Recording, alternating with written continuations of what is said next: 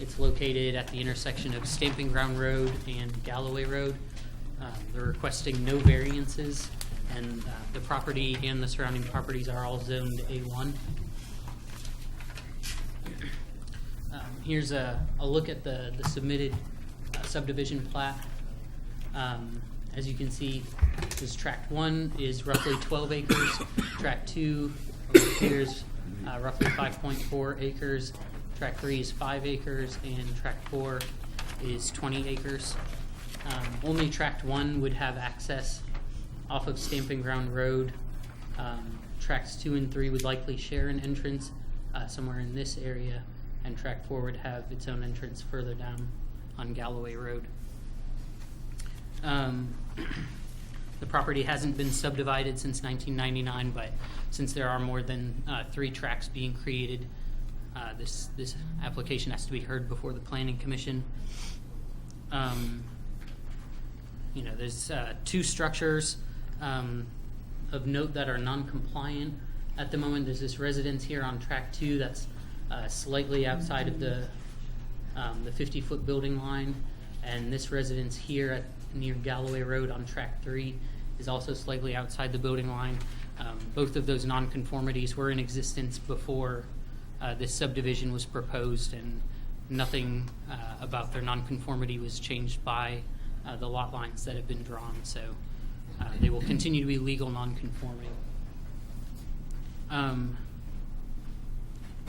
The only change that I really noticed on the corrections that were submitted is in the notes section. The applicant needs to make sure that the purpose statement is changed to reflect that 4 lots will be created instead of 7, as the notes indicate.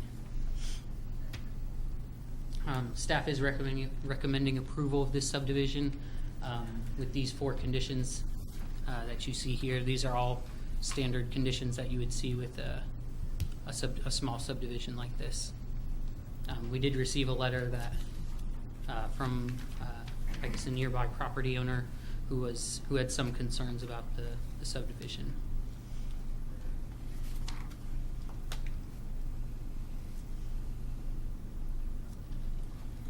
What type of, on track 3, what type of structure is that that's outside the 50-foot?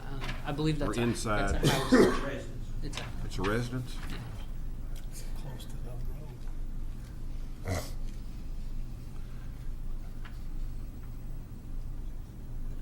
Isn't that like a house and 2 trailers or something maybe? On track 2 or 3? Is it 1 or 2, Jeff? Homes 2. They're both going. He said both the trailers will be removed.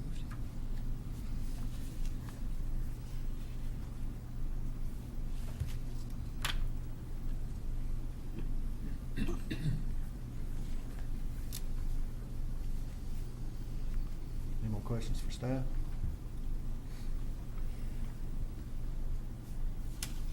Thanks, Matt. All right. Is the applicant present? Yes. You want to say anything? We've not sworn either one. He Okay. I'm sorry, and Joe Joe. were both signed in. You swear affirm, raise your right hand. You swear affirm the statement you're about to make to be the truth, the best of your information and belief. I do. Thank you. You want Do you need me to make a statement, or? If you wish to, you can make a statement. Anybody have any questions for the applicant? I think the only thing I'd like to see, Mr. Singer, is if there's something on the conditions stating that those 2 trailers would be removed from that 5-acre tract. Yeah, that's fine. I will say, a large part of this subdivision is to settle the estate of my parents. One of those mobile homes was left by the will to my brother, who will be taking it somewhere else. The other's not in very good condition, so we may just tear it down. But you'll be leaving the house, won't you? The house will is in stay, pretty and that good house shape. has been there since about 1910. Yeah. Is that okay with everybody else? Put that in conditions, maybe. I don't have anything. Does anybody else have any questions for Mr. Singer?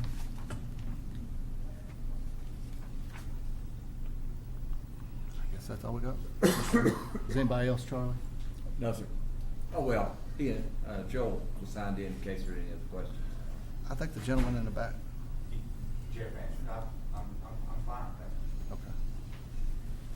If there's not any more questions, we just need a, Well, I need to read oh, okay. this letter. Yes, we got a letter that's gonna be submitted into the minutes, please.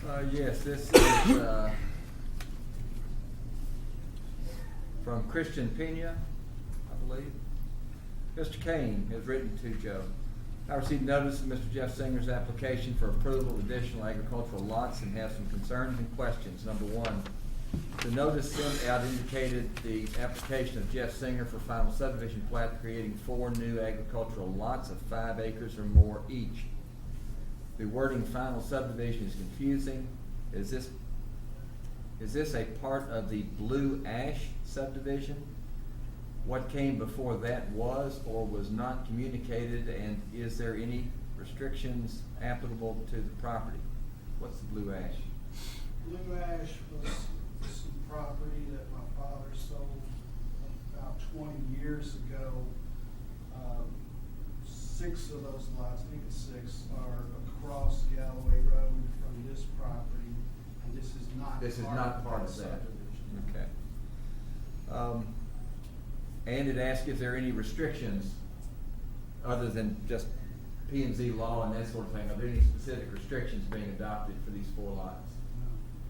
Okay. I don't know if Mary could hear that. The answer to that was no. Number 2, the plat shows lot 3 as having 2 trailers and residence on the property on 5 acres. Are these going to be removed, or are they being included and being requested for approval and thus allowing additional trailers on acreage? I think that's been stipulated on the record that the trailers are leaving. Number 3, are fire hydrants being planned for this new development? There are currently 20 residences in less than 3/4 of a mile with no fire hydrant, the closest being on the opposite side of Elkhorn Creek. Is this being addressed by the Water District? We have nothing we can do about that one. Number 4, are additional roadways being planned? Has the county reviewed for local separation and site distance requirements? We are currently experiencing water drainage and flooding to our entrance, and that is at 262, 264, and 266 Galloway. I'm not sure where that is in relation to this. The culverts are being flooded by the water runoff from the current roadways and the spring dam that is opposite of the proposed lots. The water is pooling at the entrance of the easement roadway and flooding Galloway Road. I will not be present at the public meeting on 3/12/15. Please include my concerns and questions at the meeting. Signed, Stephen and Joanne Pena. 266 Galloway Road. Does anyone have any comments concerning the letter? Well, in regards to the existing flooding, which we hear quite often, it seems like anymore, I can't imagine that this subdivision of these 5-acre tracts and larger, I can't imagine that they're going to contribute to anything different than what's already there. And obviously, as we've talked about quite often, is Galloway a county road or state road? It's county road, isn't it? Yeah. County. And we've discussed that many times with the county as far as road improvements, so. I'll say this about the drainage. I've lived on this farm for 57 years, and the area across Galloway Road from that has always flooded. I played in that stream when I was a kid, so it's more an issue of the existing topography, not development.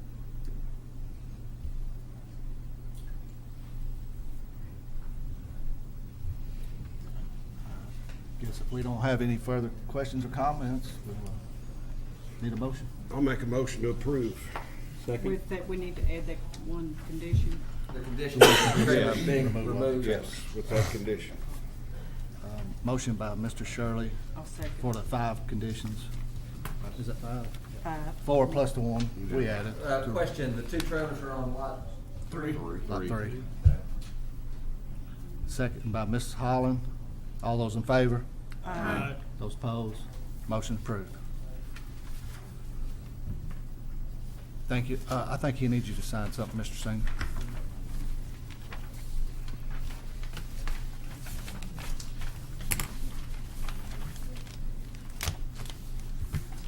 Now on to other business, landscape ordinance amendment.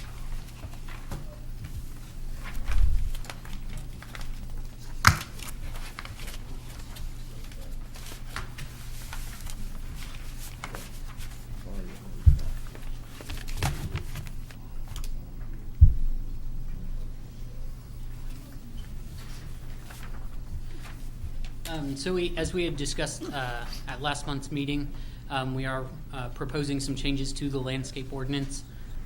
As a review, here are the 3 existing conditions that we're proposing changes on. Firstly, in the interior VUA landscaped areas, we do require 2 trees for every 250 square feet of landscaped area. Secondly, we do not have any canopy requirements in Georgetown, Scott County, Sadieville, or Stamping Ground. And thirdly, landscape plans are currently only provided upon request by staff. So what we're proposing is changing the interior VUA landscaping requirements to require only 1 tree for every 250 square feet of landscaped area in the VUA.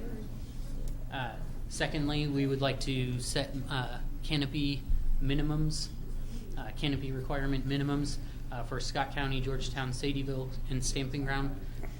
Folks, hey folks, excuse me. Excuse me. Oh, we can't hardly hear him talk. Okay, thanks. And thirdly, we'd like to require landscape plans or tree protection plans to be required at the initial submittal with all preliminary development plans, and as well as preliminary subdivision plans. The table mentioned in for the canopy requirements can be seen here, as well as on the handout inside your packet.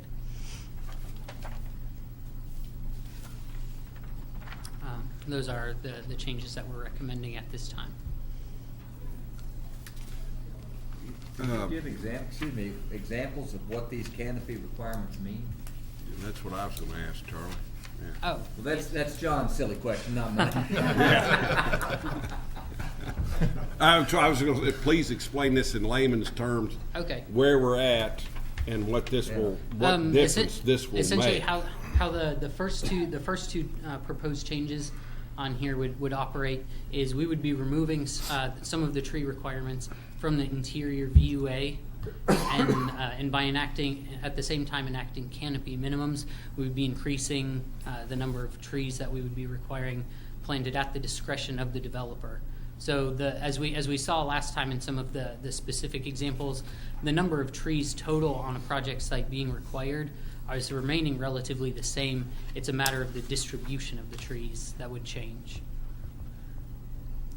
So as far as the canopy minimums are concerned, what this would do we would calculate the coverage as the area covered by a tree at its mature growth. So it would depend on the species of the tree, would determine the area that it would provide, that it would cover at mature growth. So not the canopy when you're planted, but what you anticipate. What you anticipate, at, yes. At maturity. Yes.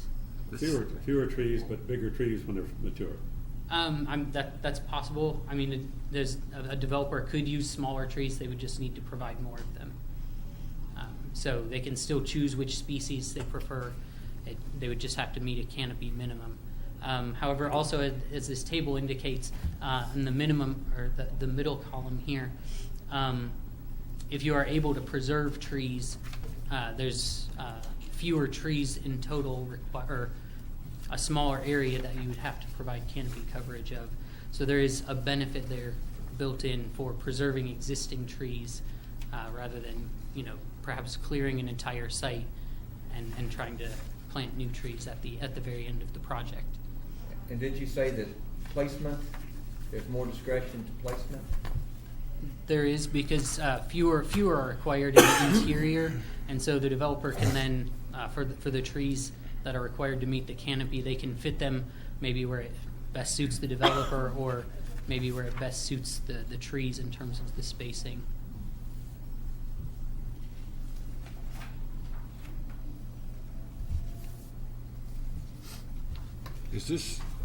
Matt, is this kind of standard procedure how you arrived at the canopy deal? And it just seems like I could see a lot of confusion and controversy over canopy. I know you did a lot of work on this, buddy, but from experience, I could see where that would be,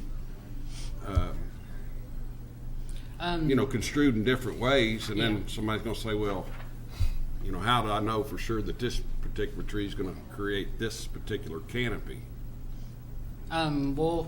Firstly, as far as the numbers in this table are concerned, this is a table that's very, very similar to the one that the city of Louisville uses. They've been using for a number of years. I forget. I don't remember off the top of my head what year they adopted it, but they've been using it for a number of years. And then, secondly, as far as calculating the tree spread, all of the trees that are allowable in Scott County are contained in our planting manual, which gives us a range of numbers for they call it the spread, the mature spread of the tree, and from that we can calculate the area that the mature canopy would have.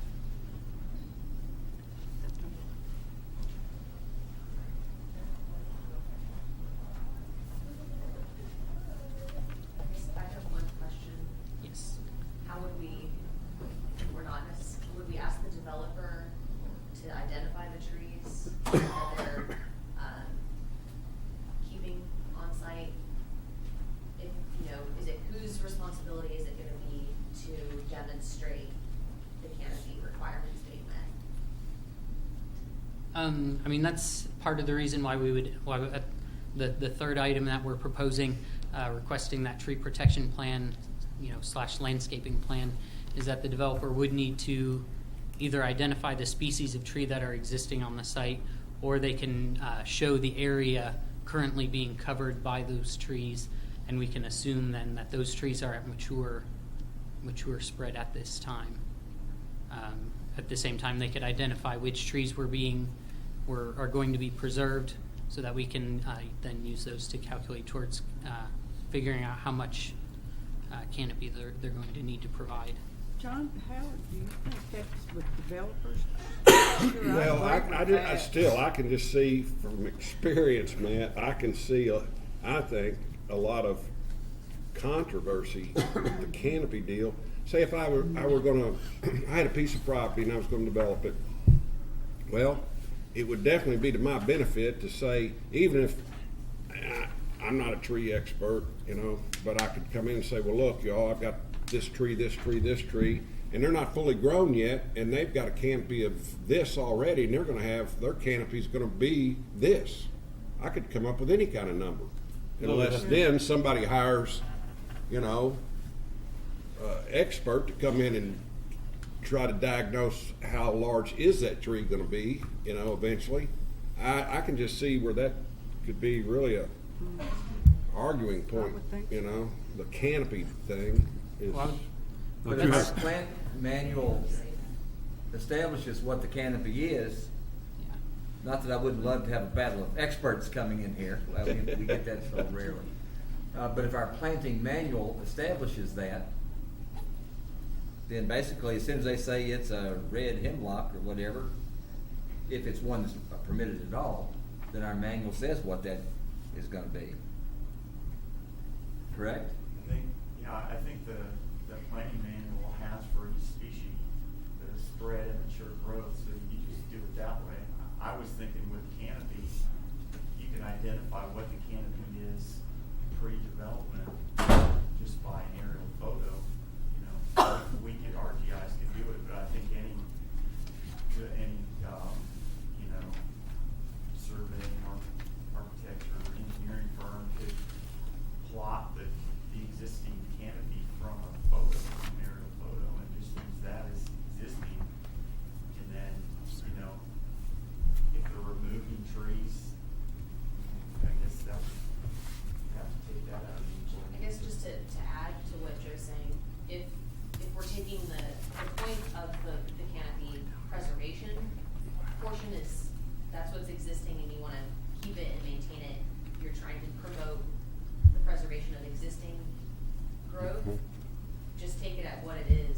rather than projecting what they're gonna be.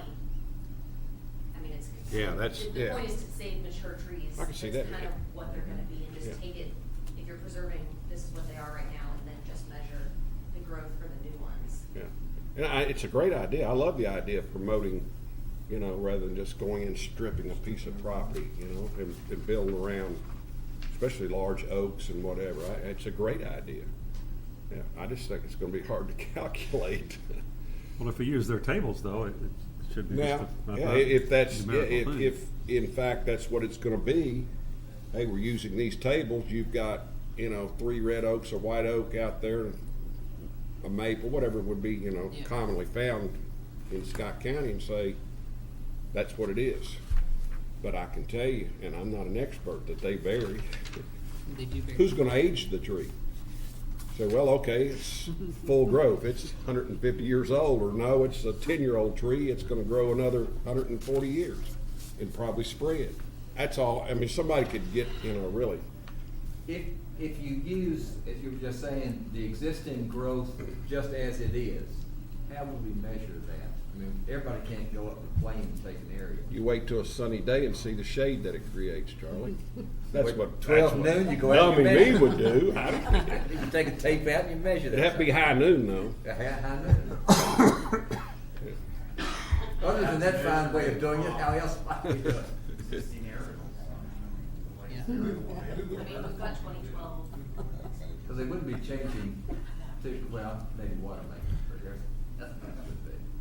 Because I kind of like the idea of using existing just as they are, and then using the canopy measurements and all on what then they have to plug into it in order to get the proper coverage. And that way we don't argue at all about existing, except the tape measuring is high noon. Okay, okay. On the agricultural and single-family residential, Mhm. would this include 5-acre tracts out in the county, or would they be exempt? It would include 5-acre tracts. As you can see, the double star there, tracts that are used for purely, or not purely, but for, as they say, bona fide agriculture or silvicultural uses, those would be exempt. Exempt. Yes. But if they're gonna be used strictly But if residential, somebody, then if it's purely for residential, in that case, they then would need yes. to meet the landscape requirements, or Yes. tree planting requirements at least. Do we currently have anything for 5-acre tracts required? No, not that I know of, no. And I would suggest we don't need any.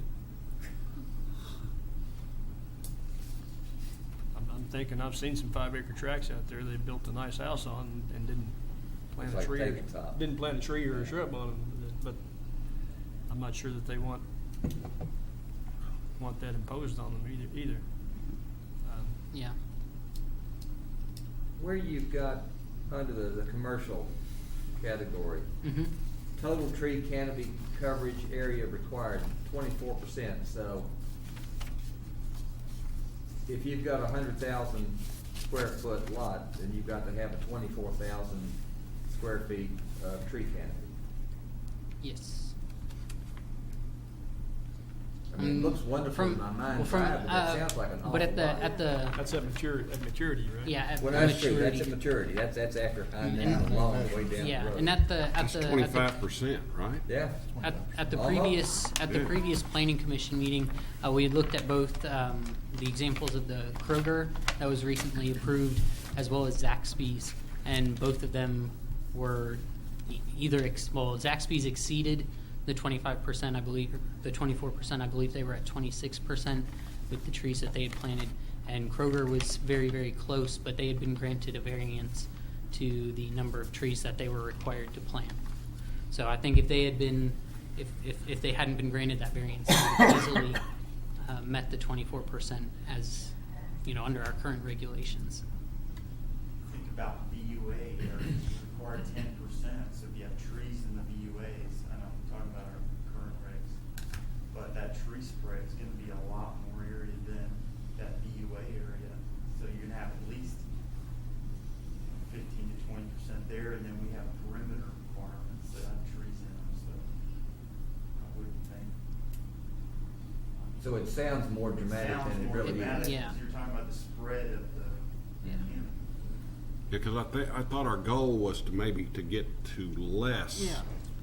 than more Yeah. trees required. Well, I mean, So, because our it concern roughly was, comes out to about the same. The biggest difference is that we're trying to squeeze fewer trees into these islands in the, in parking lots and things like that. And some of those trees would then be moved to, more on the perimeter of the properties. Give them a better chance to, yeah, to survive. Yeah. Better chance to survive, less chance that they, crack pavement and things like that. And then to preserve existing trees, that was the other. yeah. I think that's the big thing, is try to incentivize keeping existing trees.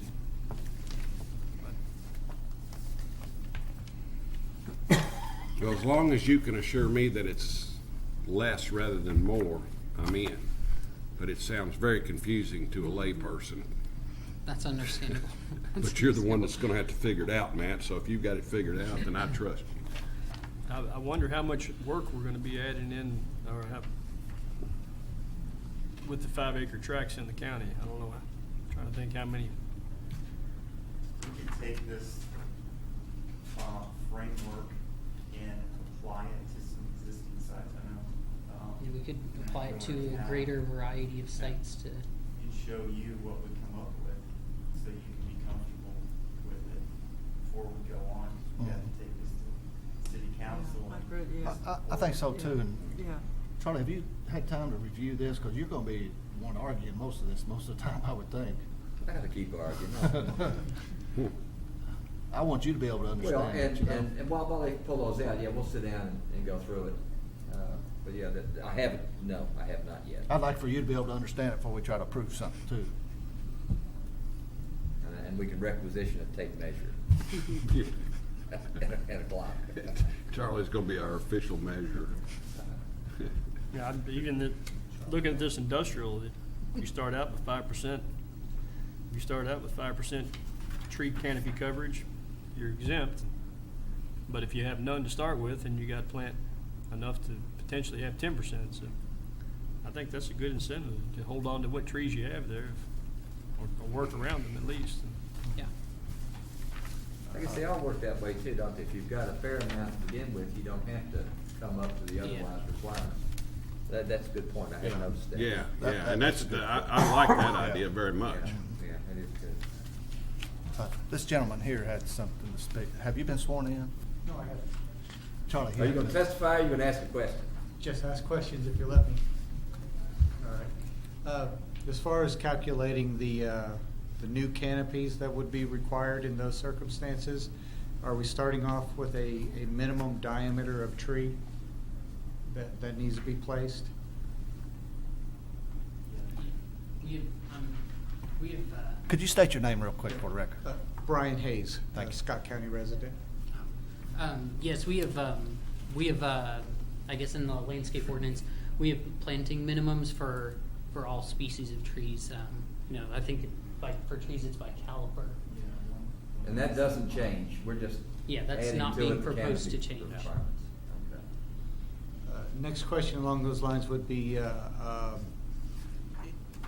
from the time that the plan is submitted, a canopy plan, we'll call it, to the time that development is ready to plant the trees, it could be 6 months, a year between then.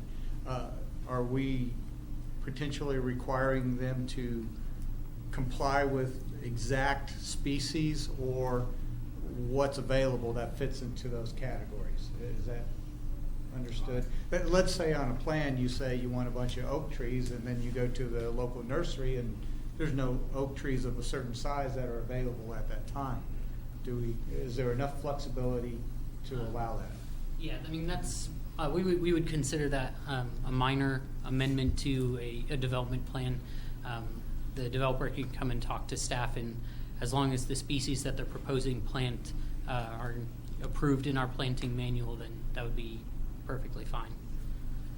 It does add one step in that the substitute planting would have to have the same mature spread, if the calculations remain the same. Or they'd have to amend their plan to maybe add some trees if the newer ones are small. guess last question is potential enactment date on this? Do you have a feel for that, or? Not at this time. It would have to go before city City council council. and fiscal court. Thank you. Thank you. Mr. White? I have two questions here on this agricultural single-family residential. Mm-hmm. It looks like it says that these standards are exempt if it's used for agricultural or silviculture purposes. Yes. But suppose I have a 5-acre lot and I just got grass in a house, then these would apply? I would be forced Yes. to plant trees there? I don't, Well, it's if you are, if let's say you had a 10-acre lot and you were looking to subdivide it, and you knew the next owner was only going to use it for residential purposes, I think at that point you would be required to plant trees. But if the buyer, you knew the buyer was going to farm, obviously they would be exempt from does this. grass count as farming? I mean, if I'm not actually producing any crops or cattle or horses, I would don't that count? If I just to live there? my knowledge, just maintaining your lawn doesn't count as an agricultural use. So then if I were not doing any farming, this fourth unit down would force me to plant a certain number of trees on my property? I don't know. It's mostly intended for Just a development. private person. Now, we're not talking about a development or Yeah. RVs or whatever. We're talking about just a private development, private Yeah. residence. Are you talking about a residence that's on 5 acres or Yeah. a residence that's on a larger farm? No, just a resident, like I've got, when I first moved out to Fenway, I had about 5 acres. Would be one tree for every. And I lived there. Okay, I didn't have any cattle for a couple of years and all that. Now, would I have been forced to plant a certain number of trees? Now, I wouldn't have, because a quarter of the whole thing Think- was already woods, but suppose it had been just a blank field with no trees, would I have been forced to plant a certain number of trees on that place? I think only if you were currently subdividing or developing it. If you, the seller. But if somebody else would buy it now, Not the buyer, the seller might have to. Yep. The Yeah. person subdividing is the one that has to follow the rules, not the buyer. okay. It would be going forward to anybody that did that, but anybody Yeah. that's already in the residence, I guess, would be exempt from it. They're Grandfathered. Yeah. Also, I'm assuming that it would just apply to what we call major subdivisions that come before this body. I'm assuming the minor plats that we do wouldn't fall under this ordinance. But shouldn't we say that then under the double star here, say something other than just bona fide agriculture, make that a little clearer there? Yeah, we can add we'll look into it a little bit more, and when we come back with some of the additional examples, we'll have looked into the minor subdivisions to see if it's something we want to pursue, or if it's maybe something that will additionally be exempt. Yeah. Another question on 5-acre tracts. So if you've got a 5-acre tract and there's nothing on there at the moment, they would have 3/4 of an acre of canopy they've got to add? What kind of trees and number of trees are we talking about? Can you say that again? Sorry. All right, you got a 5-acre tract, it's just a tabletop, no trees, no nothing, so there's no existing canopy. So they've got, and it's just for residential, not gonna be doing anything. So it's gonna have, what, about 3/4 of an acre of trees planted that would have at maturity a canopy, you'd have to have enough trees planted so that at maturity, you'd have 3/4 of an acre. Is that what I'm reading? 15%. Isn't 3/4 of an acre a pretty nice little forest? Little woods in there. I think it's wonderful, and just looking at in my mind, that's grand. But boy, isn't that a kind of a steep sort of thing to be done? That's at maturity. Well, no, that's true, it's 3/4 of an acre at maturity. And John and I'll check that out and make sure, but that's still a number of trees as plantings of an acre. to do that, isn't it? Well, I would think if I had a 5-acre plot and it was just clean, and it was just for my residence, that they should be exempt from this, is my own opinion. The one tree. That this Every 200 feet. ordinance is designed for residential and industrial, Well, that's only the developments, not private residences. Yeah. That's what I would like to see. I agree with that, Frank. I'm sorry, I didn't catch, what was that last? Frank was saying that he thinks, he would like to see that what we're discussing, what you're discussing, the 5-acre tracts and whatever tracts that are, larger tracts would be exempt from this. This is just pertaining to commercial, multifamily, developments. How about maybe exempt from it except for retaining existing trees? So that if there's 3/4 of an acre there, they've got to retain that. Or if there's an acre there, they've got to retain at least 3/4 of an acre, something like that. So that way we're at least protecting what we're trying. Yeah. I mean, again, I don't know, not anything about it, so it may be that it's not so onerous a deal to come up with trees at planting that would become 3/4 of an acre. But just seeing 3/4 of an acre up here, that just seems Sounds like a like a whole lot. bunch. Yeah. That seems like that's If a you- real, Could be a lot.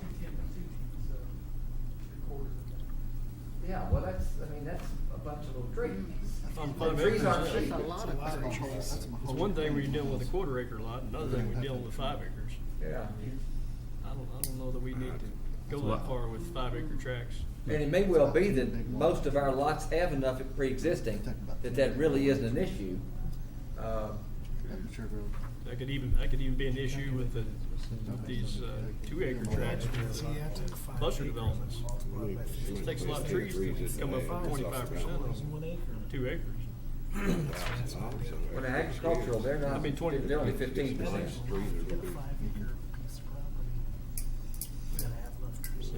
Well, I would like to see the third level down. For a 2-acre tract. 15. It's still 15% of the 2 acres is still. Anyway, but if you could just come up with just some examples that would illustrate that, because that just sounds, I'm sure, bigger than it is, but, Seems to me the number of trees would be good. yeah. For 5 acres to get. Yeah, some sort of a representative tree that would be planted. How many oaks would it take to make up 3/4 Yeah, of an that's what acre? I'm saying, that's why it's confusing to me too, in regards to, in the past of what I've dealt with and whatever, it was pretty I thought it was pretty straightforward, easy to understand. Matt's obviously a whole lot more intelligent than I am, and so he's expressing it in and it seems to me a more technical manner that, and I'm just saying that everybody else is gonna be dealing with it's gonna be a little confused too. I really like the canopy idea because frankly, that's just gonna give you a visual that we would like to preserve and encourage. I mean, I think that's excellent. But boy, especially on the 5-acre tracts, that just really seems like that's just a huge investment for a guy that's just trying to cut off a few lots to, kind of keep the rest of the farm going. That's just a lot. But it may not be, because I really don't know practically what that really is. That could be just my hysteria. Well, I think it's not so much a matter of degree here, it's a matter of a concept. I would like to see the third level down just eliminated. Now, I like trees, and I planted over 100 trees on my place, and I had about half of it already woods, but that was just my personal preference. But I don't think I Well, would we ought to have adopt that. a right to No. force somebody else to do this. Well, the single-family residential still takes in your 1/4 and 1/2 acre lots, doesn't it? And your 1 acres. Yeah, I think what we need to do is exempt it after you get beyond 5 acres or more. 2 acres, or more. I don't know about the 2 acres, that's the cluster developments. Well, they probably should not be. I think we should have some minimum requirement Yeah, that you surely need a to have. cluster development would not be exempt. I'd like to see what we have on record now, what you have to do now, and then have what it would take, trees when they're mature, how big they're gonna cover, and then we could figure out how much it would take to cover a 3/4 size acre with a canopy. I think we need to look at that, and that would probably Okay. spread a little bit more light on the whole thing with everybody, maybe. Everybody agree? Yeah, I guess. Yeah, it may only take 6 oak trees to cover 3/4 of an acre, I don't know. Yeah, maybe, I don't know. Yeah. And maturity within 30 years. We got wood. So Did any Well, we reasons? thought for sure you would know the answer to that. I've studied everything under the sun except that one. So I guess what we could do. I'll try to work that in. Yeah. I guess what we'll do is just continue this public hearing to the next meeting, and then we'll have more stuff to look at next meeting at our April meeting. I think there's too many controls in place. So we'll move on to the next item on the agenda, which is also a public hearing, subdivision regulations amendment, digital submittal. Okay. Is Joel here? I was hoping Joel would stay. This is as you said, another public hearing for a proposed amendment to our digital submittal requirements, which are in ordinance form. So we have to go through this process again of a public hearing. Then we'll have to take it to City Council, City Commissions of Sadieville, Stamping Ground, and to fiscal court. We have a digital submittal ordinance. It requires anytime there's a major subdivision plat or development plan submitted to our office, before it's approved, they have to submit the digital version of it that has all the information on it, all the layers tied to state plane coordinates, and it's used by GIS to put it into our GIS system. So it just kind of drops in to our GIS, Geographic Information Systems system, that so we can when we produce maps, we can pull out that layer and show it on a map. The changes that we're proposing is to extend the requirement to minor plats and plans, which are plans that don't come before the Planning Commission, but sometimes we have a development plan or development site that's amended by adding an addition or extra parking or sidewalks or something that are minor changes that don't have to come before the Planning Commission. Require the digital submittal with those, and minor plats out in the county. Your first subdivision, if it's less than 3 total tracts, doesn't have to come to Planning Commission. It's just when you re-subdivide, or if you go over 3 tracts, it comes to Planning Commission. So requiring a digital submittal with those as well. And then the details of additional requirements besides extending it to minors, making them show all kind of public infrastructure on the plans, and this kind of comes from the city engineer.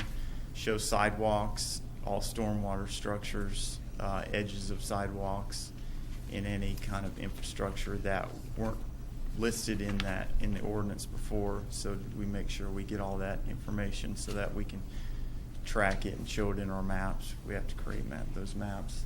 And then, and I've listed that under C, public infrastructure, and then add the way we get these digital submittals now. We allow submittal by diskette, and it's not listed in there that you can submit it by DVD or you can submit it by email, which is just updating those to put that in there so that we can get the submittals by email. Other than that, there are no other changes, substantive changes that I can think of. It's just kind of, there might be a few text corrections, but I submitted a copy. It's in your packet. You can read through it if you have any questions. And this is a public hearing, and if we get a positive recommendation, we will go ahead and take it. The city engineer especially is pretty anxious to get this updated, but we'll take it to the city first and then to the other bodies after that. City of Georgetown first. Joe, I know that Georgetown Water already requires this in this format. My only question, do you have any idea, would this put a hardship on any of our local engineers, do you think? I mean, is everybody coming on board anyways? But that would Yeah, I don't think And so. how much is it gonna save you guys as in staff? Is substantially easier to keep record and run through it and all in this? Yeah, it'll be easier. It'll save Whitley and Ryan time to digitize the stuff, and it'll. I was gonna have Whitley here, but she was sick today. But it should save them time. It'll definitely save them time. I don't know exactly how much time, but yeah, it'll make it easier for them. As far as the hardship, I don't think Brent could probably answer that, but they allow. I mean, anything that's ESRI based, they'll accept. And what am I thinking of? What do you use? Engineering, CAD, AutoCAD goes back pretty far. The AutoCAD version from 1999, I think, is the latest. I think is what Whitley said. It goes back pretty far. I don't imagine anybody would have use something that couldn't be. But Brent might have a better idea. Yeah, I was going to say just a couple things. One is we do already have an ordinance, and so on all major development plans and major subdivisions, the engineers and surveyors have been having to do it already, so they know the process. So it's not going to add complications necessarily to them. There could be some added cost to the property owners of the minor plats and the minor plans that they didn't have before. It's hard to put a number on that. The companies that have been doing it for the major plans should have the equipment. You just have to set it up and read the satellites for 30 minutes or whatever. It gives you the information that you need. So, but the reason for putting things in individual layers, which the existing ordinance says, but I don't think we've been policing it, to my knowledge, is that if it's on a particular layer in the GIS world or the AutoCAD world, you can grab entities by the layer. And so if Kyle's interested in the sidewalks, then you just say, I want the layer sidewalks, and instead of clicking each one individually, they all come out together. So that's the reasoning behind putting all these things in individual layers. It just makes it easier to group, turn off, turn on, do what you need to do. So that's kind of what's behind it. You can look at it individually and not have all that clutter in there. You can look at the individual setback. Right, and another thing that even if there's engineers that haven't been doing it in the past, there's a little bit of initial cost. Most of these CAD programs, you can create a template, and once you create it one time, then each time you start a new drawing, you start with the template, which already has all those layers set up. So once you set them up once, then the cost is over. And you just make sure you put things, they have to be a little more careful. Make sure they put the things in the correct layers, but it's not a big deal. Any more questions? Discussion, any of y'all? If not, we'll close the public hearing on this ordinance, and we'll take a motion if we want to send it on for recommendation to the city council. I'd like to make a motion that we send it on for to city council. Motion by Mr. Shirley. A second. Numerous seconds. Who wants it? Ms. Marcel. All those in favor? Oh, excuse me, being an ordinance needs to be a roll call vote. Oh, okay. Roll call, please. Mr. Wiseman? Yes. Wait a minute, let me get that.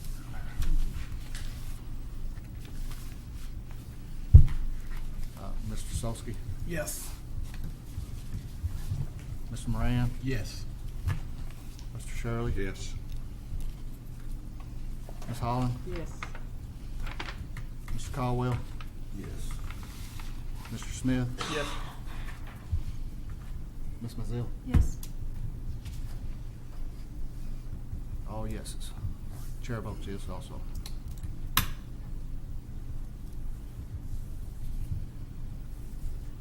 Motion approved. So you'll just take that to the city council next, Joe, is what you do? Yes, yep. We'll get that together and get with the city attorney and work on getting the ordinance language. Well, we've pretty much got it already, and take it to them next. All right. Next thing on the agenda is election of officers. We do this every March for a one-year term, and then typically you can serve, I think, two. Can you serve as Two, and then you have to terms? be off one, and then you can come back. Okay.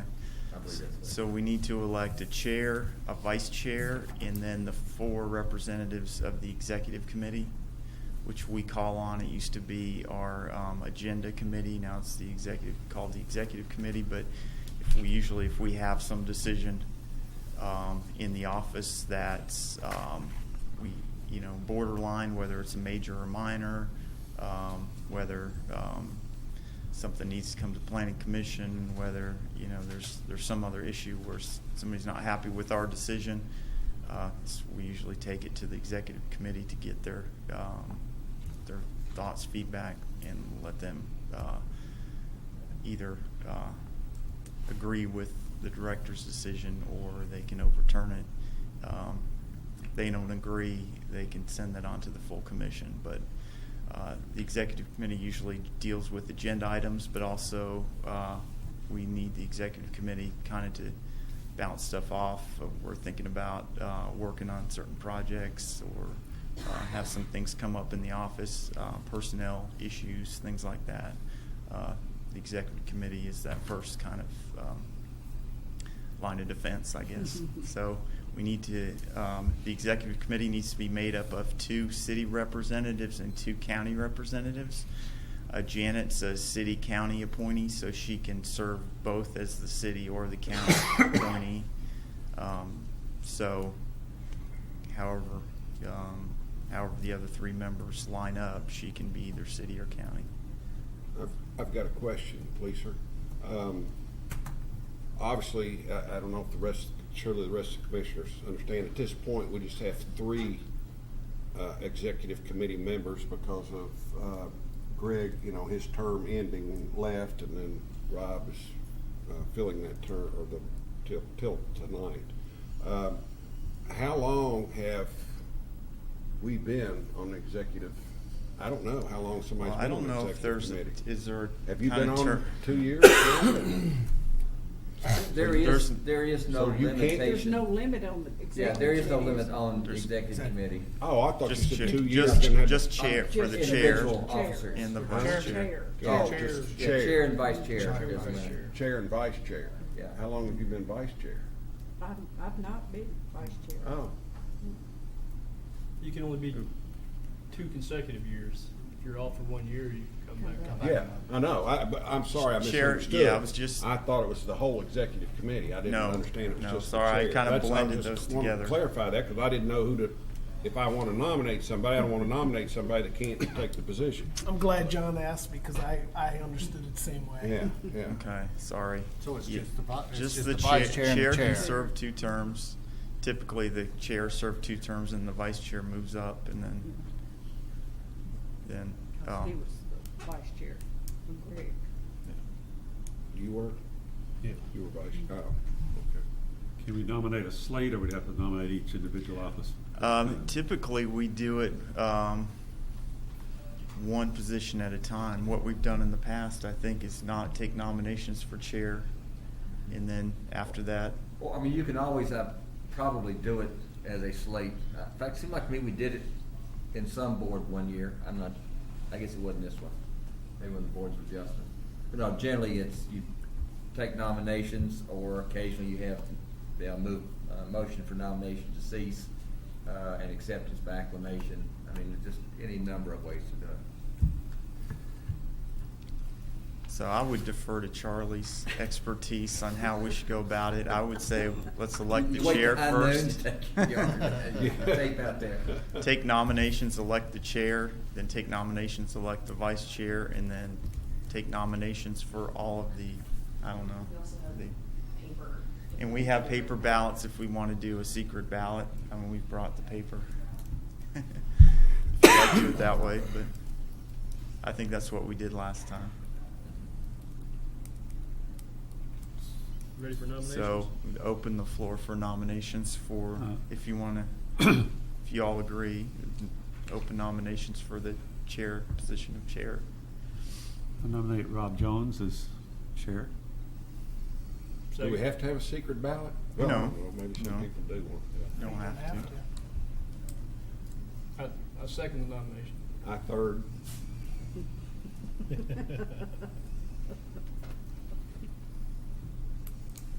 remove the nomination cease and be elected by acclamation. Take a vote. Take a vote, Yeah, we can do it by ballot. Well, if he's moved to close and accept Rob by acclamation, if there's a second on that, That was the third. all the more reason why I'd take a quick vote and that one's done. Yeah. Yeah, that's what I'm. And then you move on into vice chair. So, we need a vote on, Yes, on his If motion. somebody second that, I move the nomination cease and be I'll elected by second. acclamation. I'll That's all second I'm Stephen's saying. motion. so we just need a vote now. Yeah. All those in favor for me being the chair? For Rob Aye. Jones being chair? Aye. Aye. All votes are aye. So, thank you guys, I appreciate it. Get out of there. Then you do the same for vice chair. I guess we need a nomination for vice chair, and I would like to nominate John Shirley for vice chair. Well, thank you, Mr. Jones. I second that nomination. Is anybody, other nominations maybe? If not, I'd like to close those nominations. I second the close. We'll take a vote on John Shirley being chair, vice chair. All those in favor? Aye. All those opposed? John Shirley's vice chair. Thank you all. Now we have to do, I think the vice chair and the chair are automatically on the executive board. So I'm already county, you're city. I'm city. So we need a county and a city to be on the executive board. Janet's been serving on executive board for quite a while. She has extensive knowledge in this planning and zoning, and I would like to have Janet back on the executive. Yeah, can I make another comment? Yes, sir. Rob? On the, I feel like that we've got a lot of good commissioners now, and for me, it's kind of hard, it's a hard decision who I would nominate for the other position or other two positions. But what, I'll be perfectly honest, what I look at is now is flexibility of schedules. Because being on the executive committee, you can't miss. I mean, you've got, because it's very important. You've got to be flexible to, and that's, I just want to make that, because that's what kind of comes into my mind, to obviously expertise and knowledge, but to flexibility. And I know it's tough for not everybody has that flexibility in their jobs, and it's totally understood. Do we nominate That's both of true. these people together or individual again? You could do it either way. I would say you could do one at a time. One at a time. Yeah. I'd nominate Janet Holland. Second. We have a nomination for Ms. Holland, a second by Mr. Wiseman. All those in favor? Aye. Those opposed? Thank you all. Thank you. Now we have to get a second one. And it can And be it could either be city either or city or City or county. It county. doesn't have to, because Janet can serve as either way, because she's a city county appointed. She's a switch-hitter. I've been waiting to say that all night. I'd like to nominate. All right, Charlotte. Mr. Caldwell. I resisted so I'd many like to times, I nominate just couldn't again. Steve Smith. Mr. Caldwell nominates Steve Smith. I second that nomination. Mr. Wiseman seconds that. That's it. All those in favor of Mr. Smith being on executive committee? Aye. Those opposed? Mr. Smith be on executive committee. Thank you. Even Kevin, you gotta be there, Steve. All right. Yeah, no corn picking during executive session. Okay. You got it for another year. Thank you, guys. All right. We had, Janet had mentioned an HB 55 session, so we had put one together for you. About 45 minutes, half hour, 45 minutes, if y'all are interested. Mr. Chairman, I'll see you next meeting. What are we doing? We put together an HB 55 session on zoning, sorry. If you're all interested in getting some HB 55 time tonight. Before we do that, Joe, how many's interested in going to that meeting next Friday? Friday the Yeah, I plan 20th. to go. What meeting I'm is in. it? We have Byron, you can get going. I know several of us are talking about going to that. That was on the, Where is it? What we're There's a workshop on the 20th. It's on, the topics are relevant and would count towards HB 55. It's about 6 hours total. You can go in the morning or the afternoon, or you can go all day, so you can, it's kind of flexible. I mean, you still have to pay $25, but you don't necessarily have to go. Since the sessions are broken out, I think there's 4-hour sessions and then a couple longer But this is items. this is a meeting, everybody could get all their hours. It's a needed. meeting, it's open to the public, everybody could get hours. So if you're interested, I think it's a good one for $25 because you get lunch and you get breakfast. I You think. get all your hours needed, we won't have So- to do any HB. Well, I mean, 55 minutes in a you don't meeting. necessarily have to. We could save this for later or some other time in the office, or we were just talking about putting together a kind of orientation session where we talk about our zoning ordinance, our regs, what you guys should be looking at when you review a application that comes before you, kind of how, you know, a zoning application, where it goes from you, how you put together findings of fact, things like that. Put that in a Joe, workshop. could you have done this last Thursday when there was 20 inches of snow on the ground? That opportunity's still available. But, so we're putting, I mean, we could do this, we could save this for another time. And, you know, we wanted to put together a workshop, especially for new members, kind of an orientation type thing. And we'd probably have that during the day or, you know, I don't know, early evening. So, I mean, if a lot of you are interested in going to this and you'd rather, let's hold off on this presentation, we can hold off on it. What do you guys think? I like the Sorry. You can put me down. To hold off? It makes no difference to me. I mean, you can get through it in 30 minutes. That's I think most of the If you all majority. would need to get going. I think the I mean, you can majority. stay, I mean, you doesn't, all of us, I mean, you can stay. That's You true. can Yeah, stay if some you of want you to. can stay. We don't all- I suppose if you all. Anybody wants to stay? I mean, I plan on attending this meeting, I think. Yeah, I'm gonna go to Several this of meeting. these I'm guys going. are, so. We gave you your hours. I think a lot of you have your hours, but that session, that CAPA session you went to was May 9th of 2013, I think. So that those hours go away in May, so you'll have to all How many catch hours up. do you need total a year? Well, you need 4 hours. You need 8 hours every 2 years. 4 hours per year. So, but you have to kind of maintain your 8 hours. So they can kind of go away at any time during the year. So this meeting here, you said 6 hours, you could get up to 6 hours at this meeting if you stay all day. That's a pretty good chunk. And I've gotta of have how knocked many out. in by the first 90 days too. 40 or 4, sorry. So I'll go to this, and Joe, if you have 40 an for early you. afternoon meeting or something, we can do, I wouldn't mind doing this some other time. There's also a planning commission workshop like the one you went to before. It's in Owensboro. Kappa's doing it. We're working on getting another planning commissioners training at the spring conference. It is the same day as our normal planning commission meeting, so just a heads up. So it'd be May, the Did second you say that was in Thursday in May. Owensboro? Yep, Yeah, that'd be tough to make, but Yeah. You gotta drive to Owensboro and get back Yeah. and have the meeting. 3 hour ride to Owensboro. So I would say if all of you don't want to stay, we'll probably just hold off on this. I would say, rather than just have some of you. It's nice weather outside. It's supposed to Let's rain. get out there and enjoy the weather. Start raining tonight and rain for the next 2 days. Let's just hold off on it, Joe. Okay, Let's just hold that's off. fine. And then the last thing is the That's update on the, yeah, Brent. Brent done left.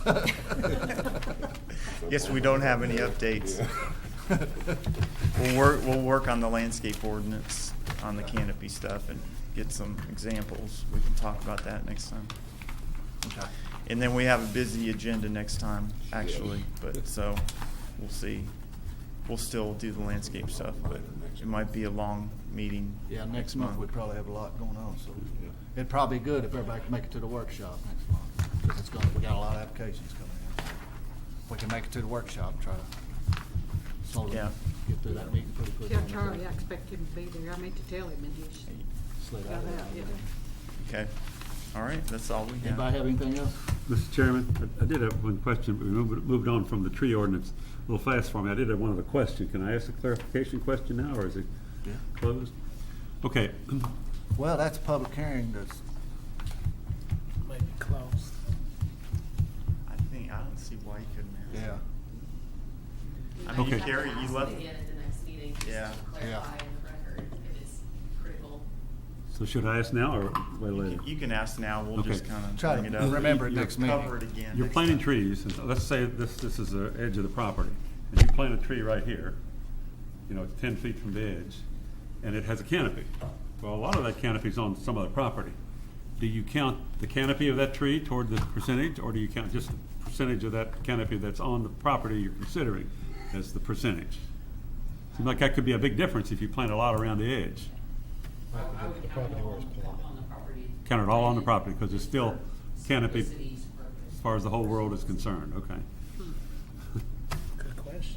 The trunk's on your side, you're donating so much to your Still contributing the same to the, whatever you're Yeah, contributing to. to the heat island effect for the Yeah. city still have the same benefit. Okay. Yeah, that's- Do you need a motion to adjourn? I'll make a motion to adjourn. Well, we need to make sure I mentioned Mr. Moran coming in. I thought I did, but I may not I have. apologize for being late. But just to make for the record, he did show up, so. If that's all, I guess the meeting's adjourned. Thank you, guys. Thank you.